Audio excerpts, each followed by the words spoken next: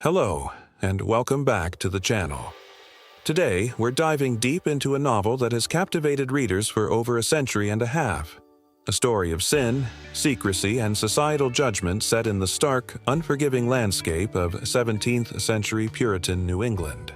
That's right, we're embarking on a timeless journey to explore the profound depths of Nathaniel Hawthorne's masterpiece, The Scarlet Letter. So, what makes this book, written way back in 1850, still so incredibly relevant today? Why do we keep coming back to the tale of Hester Prynne and her infamous Scarlet A? Well, grab a cup of tea, get comfortable, and let's unravel the secrets together. Because this isn't just a story about a woman forced to wear a symbol of her shame, it's a powerful exploration of human nature itself. It tackles themes that are just as potent now as they were then: guilt, redemption, hypocrisy, and the struggle for individual identity against the crushing weight of public opinion. Let's set the scene. We're in Boston, a society governed by strict religious law. Our protagonist, Hester Prynne, is led from the town prison, clutching her infant daughter, Pearl, and bearing a scarlet letter A embroidered on her dress. Her crime? Adultery. She's been publicly shamed and condemned to wear this mark for the rest of her life. But from the very first moment we meet her, Hester isn't just a victim. She stands on that scaffold with a dignity and strength that defy the crowd's judgment. She has embroidered the letter herself, not as a drab, simple patch, but as a beautiful, elaborate piece of art. This is our first clue that Hester refuses to be defined solely by her sin. She takes ownership of her scarlet letter, transforming it from a symbol of shame into a testament to her resilience and her complex identity. It's an act of defiance, a quiet rebellion that sets the stage for her entire journey. Now, let's talk about the men in her life, because this is where the psychological drama really heats up. First, we have the Reverend Arthur Dimmesdale. He's the town's beloved young minister, a man praised for his eloquence and piety. But secretly, he is Pearl's father, Hester's partner in the affair. While Hester bears her sin openly, Dimmesdale is consumed by his hidden guilt. He preaches about the very sin he has committed, and the hypocrisy eats him alive from the inside out. Hawthorne gives us a brilliant psychological portrait of a man tormented. Dimmesdale physically wastes away, he holds vigils, he even whips himself in private. But he can't bring himself to confess publicly. His internal struggle is a powerful commentary on the destructive nature of secrets and the agonizing conflict between public reputation and private truth. He represents the idea that hidden guilt can be far more punishing than any public shame. Then there's the other man, the mysterious figure who appears in the crowd just as Hester is on the scaffold. This is Roger Chillingworth, Hester's long-lost husband, who was presumed dead at sea. He arrives just in time to witness his wife's public humiliation. Instead of revealing his identity, he adopts the name Chillingworth, and what a fitting name it is. He becomes a physician, and under the guise of caring for the ailing Reverend Dimmesdale, he embarks on a chilling 7-year quest for revenge. Chillingworth becomes the embodiment of obsession and vengeance. He latches onto Dimmesdale like a leech, slowly and methodically torturing the man he suspects is his wife's lover. Hawthorne describes him as a man who transforms from a thoughtful scholar into a fiend. His story serves as a stark warning about how the pursuit of revenge can corrupt the soul, twisting a person into something unrecognizable and far more sinister than the original sin they sought to punish. And we can't forget Pearl, the living, breathing embodiment of the Scarlet Letter. She's not just a child, she's a symbol. Described as an elf child, she's wild, passionate, and eerily perceptive. She seems to understand the secret pain that connects her mother and Dimmesdale long before anyone else does.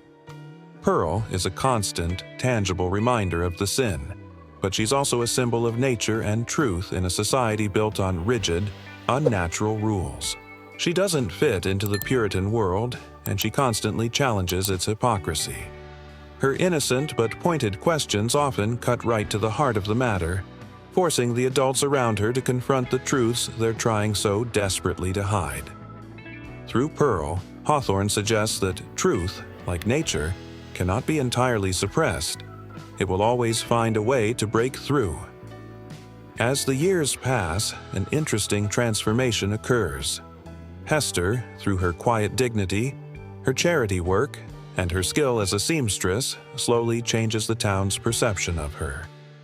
The meaning of the Scarlet A begins to shift in the public eye. For some, it no longer stands for adulterer, but for able. She becomes a source of comfort for the poor and the grieving, a woman who understands suffering. This evolution is one of the most powerful aspects of the novel. It shows that identity is not fixed. We have the capacity to redefine ourselves, to grow beyond our past mistakes and the labels that society places on us. Hester's journey is one of profound self-acceptance. She doesn't find redemption by seeking forgiveness from the town or from God, but by integrating her past into her present and living an authentic, compassionate life. The climax of the novel is one of the most dramatic scenes in American literature. During an Election Day sermon, Dimmesdale, finally at the end of his rope, climbs the scaffold with Hester and Pearl. In this moment of public confession, he finally reveals the A he has secretly carved into his own chest. He frees himself from his guilt, acknowledges his daughter, and dies in Hester's arms.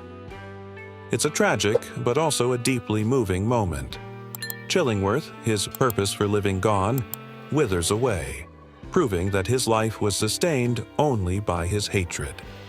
Hester and Pearl leave Boston, but years later, Hester returns alone. She voluntarily puts the Scarlet Letter back on and lives out her days as a respected, wise woman to whom others come for counsel. She is buried near Dimmesdale, sharing a tombstone marked with a single scarlet letter, A. So, what is the ultimate message of The Scarlet Letter? It's not a simple one. It's a book that resists easy answers. It critiques the hypocrisy and cruelty of a rigid, judgmental society, but it also deeply explores the complexities of sin, guilt, and redemption on a personal level. It asks us to consider, what is true morality? Is it conforming to society's rules? Or is it being true to one's own heart, even if it means facing condemnation? Is it better to bear your shame openly like Hester, or let it fester in secret like Dimmesdale?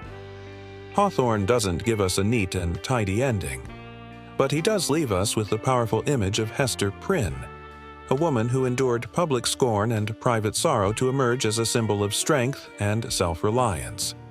She is one of literature's first and greatest feminist heroines. Her story reminds us that we are all flawed.